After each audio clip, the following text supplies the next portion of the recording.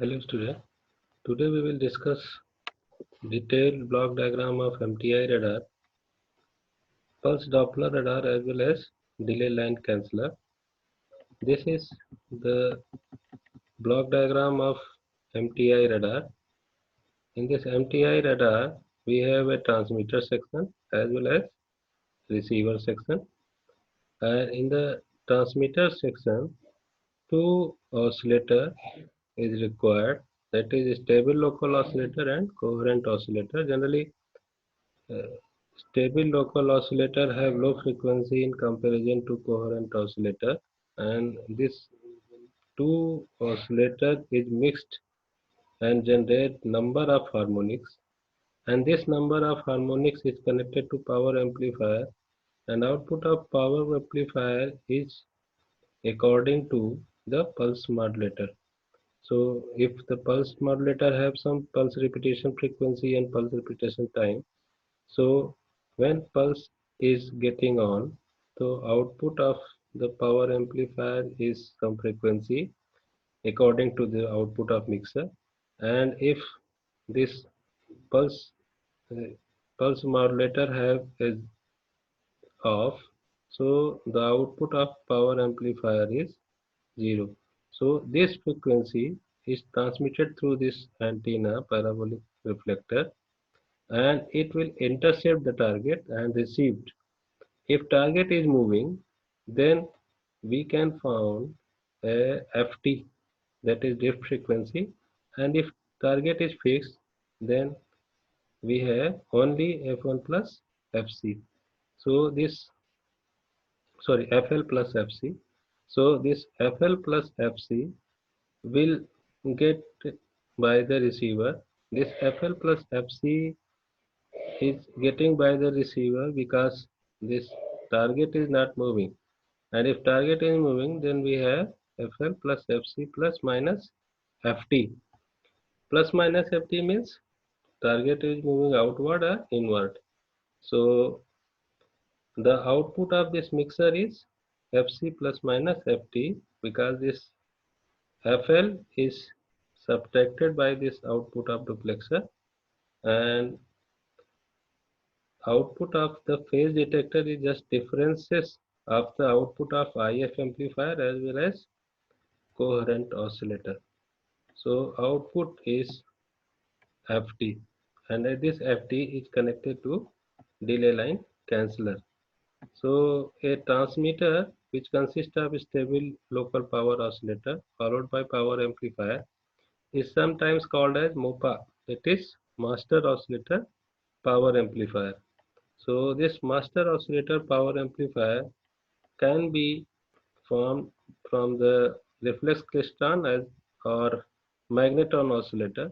This is a power amplifier, and otherwise same block diagram is here. So only the replacement is power amplifier and pulse modulator. Power amplifier is replaced by this magneton oscillator and pulse modulator with trigger generator. So this is overall block diagram of uh, MTI radar. So we have a delay line canceller. Delay line canceller, first reference signal, that is K sine 2 pi ft t minus f phi naught, and the second reference signal, that is K sine 2 pi fd t minus f phi naught. So if we subtract these two signals, we have a magnitude 2k sine pi f naught t and cos 2 pi f dt t minus t naught minus phi naught.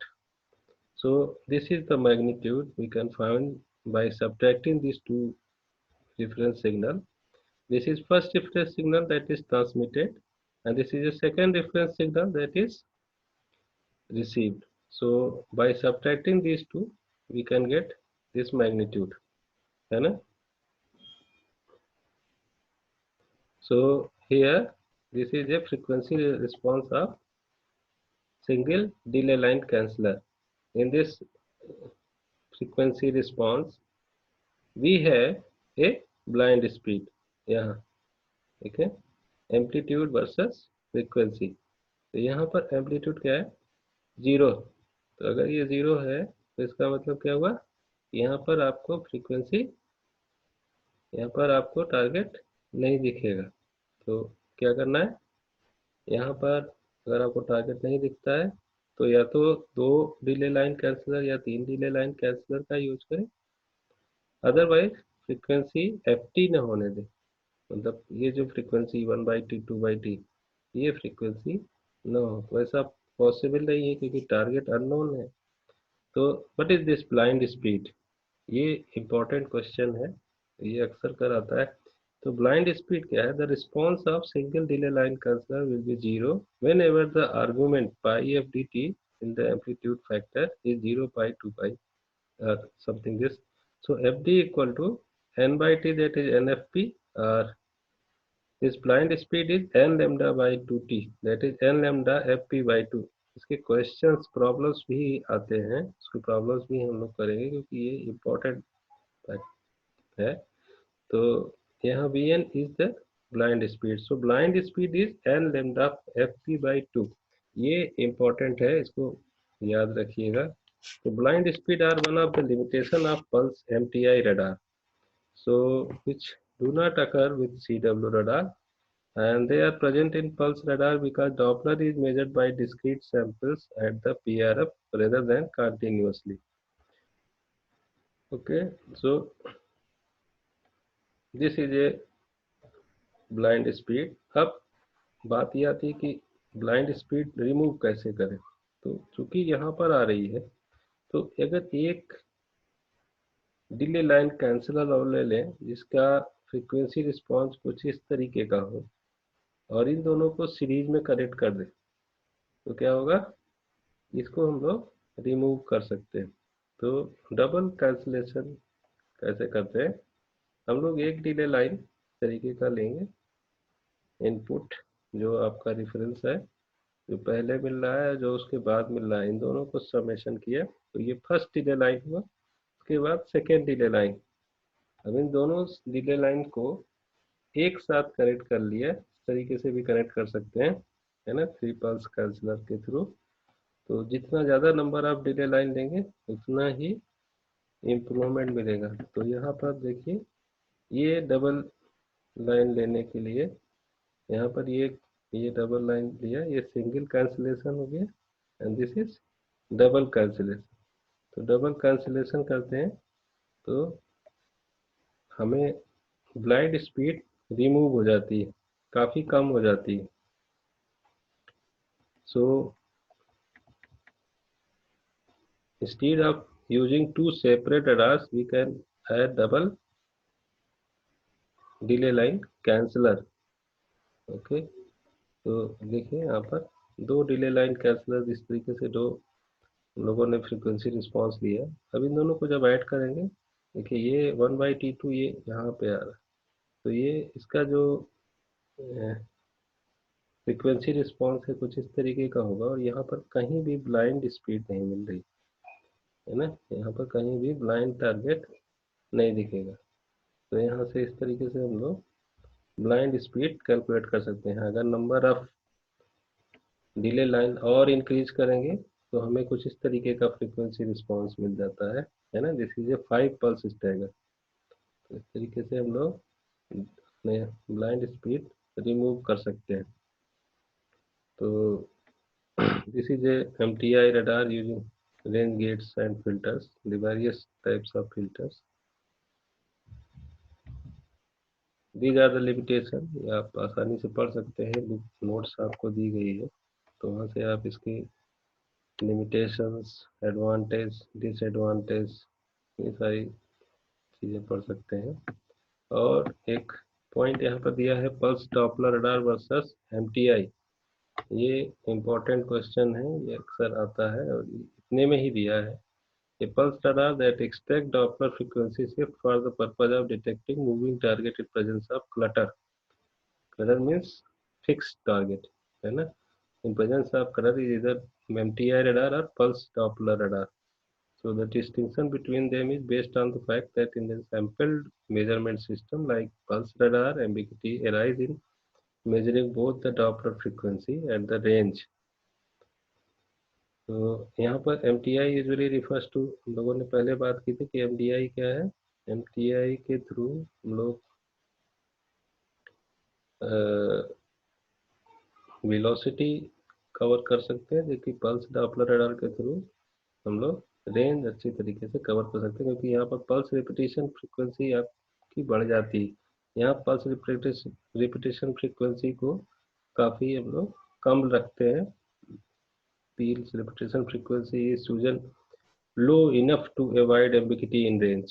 यहाँ पर pulse repetition frequency increase करते हैं, तो pulse repetition frequency increase करेंगे तो blind speed तो remove हो जाएगी, लेकिन वेलोसिटी की प्रॉब्लम आती है। और यहाँ पर ब्लाइंड स्पीड मिलती है, लेकिन हम लोग पल्स रिपीटेशन फ्रीक्वेंसी काफ़ी कम रखते हैं। तो ये बेसिक डिफरेंस होता है पल्स डॉपलर रडार और MTI रडार में।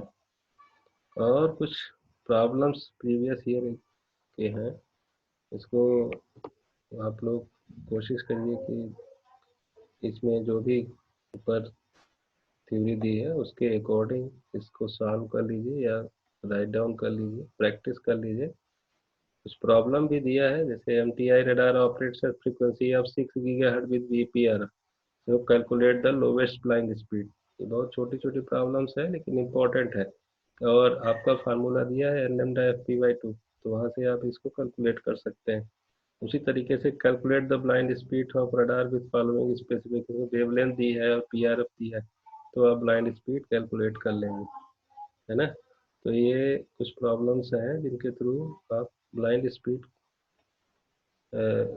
कैलकुलेट करेंगे, तो ब्लाइंड स्पीड का आपका कॉन्सेप्ट बन जाएगा। और ब्लाइंड स्पीड जो है वो इस पे इम्पोर्टेंट है। तो इम्पोर्टेंट के रूप में देखें तो तीन चीज़ें इम्पोर्टेंट है, तो डिले लाइन कैंसलर, दूसरा MTI रडार ब्लॉक डायग्राम, और तीसरा ब्लाइंड स्पीड, है ना। और भी छोटे छोटे डिफिनीशन है जिसको याद रखना है। Different blind phases and blind speeds, है ना। Description of range gated Doppler filter, सारे फार्मूले क्वेश्चन दिए हैं। ये इम्पोर्टेंट रहता है। Compare MTI radar with pulse Doppler radar, इसको अपने से लिख लीजिए, वैसे 2 लाइन में ही ऊपर दिया है ये, है ना। Comparison of MTI and pulse Doppler radar, तो ये सारे क्वेश्चन कर सकते हैं। और अगली क्लास में हम लोग मूविंग टारगेट डिटेक्शन देखेंगे और उसको हम लोग कवर करेंगे। और इसमें अगर कोई प्रॉब्लम होती है तो आप फ़ोन से, बाई फ़ोन या उसी व्हाट्सएप पे ही कहीं अपना रिप्लाई करेंगे, तो हम उसके आंसर्स के लिए एक वीडियो और बना सकते हैं। वीडियो बनाएंगे या फिर नोट्स आपको प्रोवाइड करेंगे। Thank you.